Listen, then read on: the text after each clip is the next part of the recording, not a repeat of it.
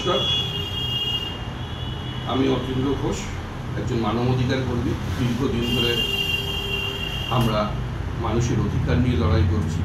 আজকে বিগত দিন আমরা যে জাস্টিসের জন্য অপেক্ষা করছি বা যেটাই নিয়ে সারা পশ্চিমবঙ্গ লড়াই করছে, অভয় বা তিলোত্তমা যেটাই বলুন না কেন, তার মৃত্যুর বিচারের প্রতিবাদে আজ 31 দিন হয়ে গেল।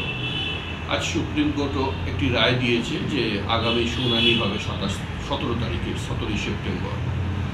আর জুনিয়র ডাক্তারদের তাদের কর্মতে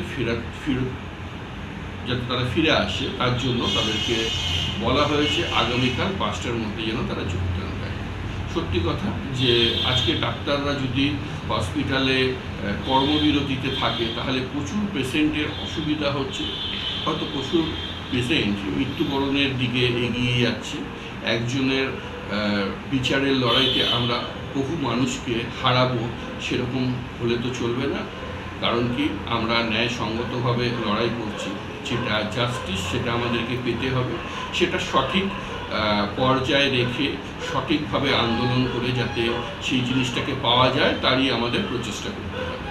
এবং সেই প্রচেষ্টার মাধ্যমে আমরা দেখেছি, যখন দীর্ঘদিন ধরে আমরা লড়াই করছি, যে রাস্তায় নামছি প্রচুর স্টুডেন্ট, ডাক্তার, ইঞ্জিনিয়ার, প্রচুর এনজিও এবং অ্যাডভোকেটরা সবাই নেমে আন্দোলন করছে। এবং সরকার পক্ষ থেকে 21 জন উকিলকে অ্যাপয়েন্ট করা হচ্ছে। এই পয়সাটা কার? এই পয়সাটা জনসাধারণ, ট্যাক্সের পয়সা। এবং 21 জনের মধ্যে আপনার 11 জনকে রাখা হয়েছে যারা মহিলা। এখন বলবেন যে উকিলদের যারা ওকালতি করে তাদের তো ওটা করেই ওটা পেশা, সেই জন্য তারা সেই কাজটাই করছে। কিন্তু পেশা এমন হওয়া উচিত নয় যে জাস্টিসটাকে ভুলে গিয়ে, সে উকিলের যদি কোনো মেয়ে হতো বা তিনি সেই নারী, তার যদি কোনো সময় এরকম শ্লীলতাহানি হতো বা তার সঙ্গে যদি এরকম কোনো কাজ হতো, তখন কী হতো? সেটা কিন্তু মানুষ ভুলে যায়। মানুষ পয়সার লোভে বা পয়সার নিচে নিজেকে বিক্রি করে দেয়। সেই জন্যই দেখুন বেশ কিছু জায়গায় আন্দোলন হচ্ছে। সেই আন্দোলনে এলাকার কিছু দুষ্কৃতী বা ধরুন পলিটিক্যাল কোনো পার্সন সেখানে গিয়ে সেই সব মহিলাদের গায়ে হাত দেওয়া হচ্ছে। নৈহাটিতে আগামীকাল এরকম একটা দুর্ঘটনা ঘটেছে, তাতে প্রায় নৈহাটিতে এরকম একটা ঘটনা ঘটেছে, যারা রাত দখলের কর্মসূচিতে বহু মহিলার ওপরে দুষ্কৃতীরা হামলা করেছে এবং সেখানে পলিটিক্যাল পার্সনরা উপস্থিত ছিল। এবং এলাকার পুলিশ থানা, নৈহাটি এলাকার পুলিশ থানা কোনো সেই বিষয়ে কর্ণপাত করেনি এবং তারা চুপচাপ করে দাঁড়িয়েছিল নির্বোধের মতো। এবং সেখানের জন্য কিন্তু প্রত্যেকটা মানুষ আমাদের ব্যারাকপুর সিপির কাছে তার জন্য জবাব চেয়েছে। এবং আমরা পুলিশ প্রশাসনকে খারাপও বলতে পারি। কিছু পুলিশ প্রশাসন আছে নিজেদের সুবিধার্থে বা নিজেদের এলাকার কোনো কাউন্সিলর বা কোনো নেতাদের খুশি করার জন্য এই অনৈতিক কাজগুলো করছে, নিজেদের কিছু পেটুয়া লোক।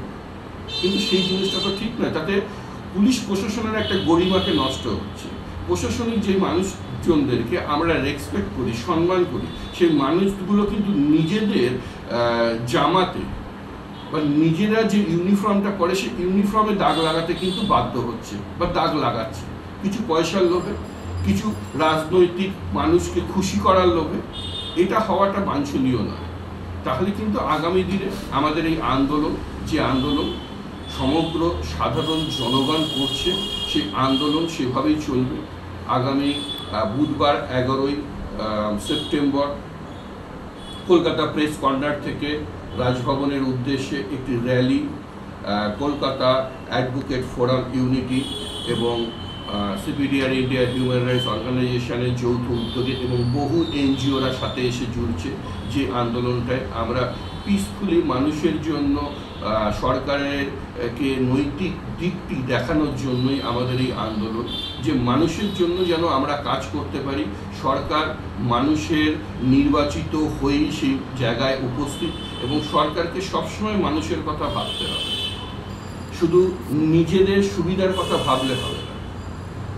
তাই আগামী দিনে আপনারা সবাই আসুন, 11ই সেপ্টেম্বর আমরা একসাথে মিলিত হই কলকাতা হাইকোর্টের প্রেস কর্নারে।